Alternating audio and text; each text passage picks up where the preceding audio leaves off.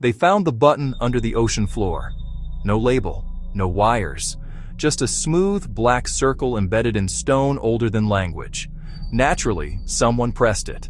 Nothing happened. No explosion, no blackout, no divine voice echoing across the sky. The world just continued. People laughed it off. A cosmic dud, another mystery with no payoff. 3 days later, the first person noticed something was wrong. It was small. His dog didn't recognize him. Then his wife hesitated before saying, "I love you," like she was reading from a script she didn't quite believe. By the end of the week, memories started slipping, not disappearing, just misfitting. Childhood homes with the wrong number of windows. Favorite songs that felt like covers of themselves. Scientists panicked.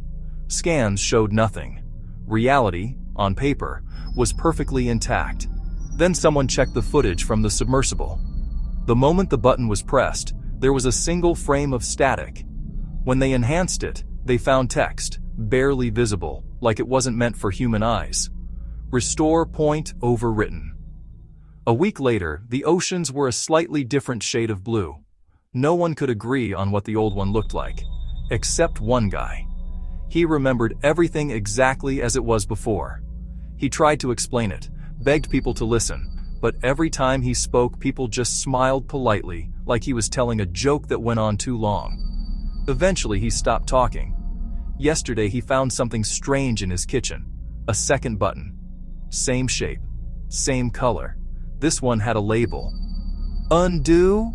He stared at it for a long time, then he laughed. Not because it was funny, but because, for the first time since the ocean changed, the night shift at the storage facility was supposed to be easy. No customers, no co-workers, just long rows of metal doors and the hum of flickering fluorescent lights. Marcus liked it that way. At 2:13 a.m., the security monitor beeped. Unit 314 was open. Marcus frowned. He'd locked every unit himself. Company policy. Double check.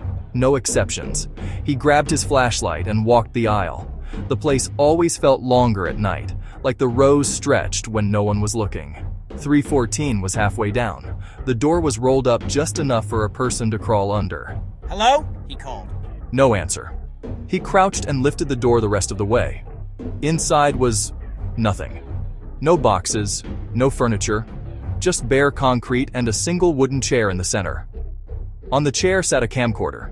It was already on. Marcus hesitated, then stepped inside. The air felt wrong, thicker somehow, like breathing through a damp cloth. The camcorder screen showed the room, the same room, but on the screen, someone was sitting in the chair. Marcus froze. The figure was hunched forward, face obscured. It didn't move. Slowly, he turned his head toward the actual chair in front of him. Empty. Back to the camcorder screen. The figure lifted its head. It was him. Same uniform, same face, but smiling. Not a normal smile. Too wide, like it had been stretched into place. Marcus stumbled backward. The version of him on the screen stood up. In the real room, the chair scraped against the floor. Marcus whipped around. The chair was still empty. But now it was slightly turned, like someone had just gotten up. On the camcorder, his double stepped closer to the lens. "Don't leave," it said. The voice came from the camcorder speaker, and from right behind Marcus. He spun. Nothing there. He bolted out of the unit, slamming the metal door down so hard it rattled the entire row. He locked it, hands shaking, checked it twice, then 3 times. Back in the office, he rewound the security footage. Unit 314, 2:13 a.m. The door didn't open. It didn't move at all. But the timestamp kept going. 2:14, 2:15. At 2:16, the metal door bulged outward slightly, like something inside pressed its face against it. Then a hand-shaped dent appeared. 5 fingers, slowly dragging down. Marcus leaned closer to the screen, heart hammering. The footage glitched.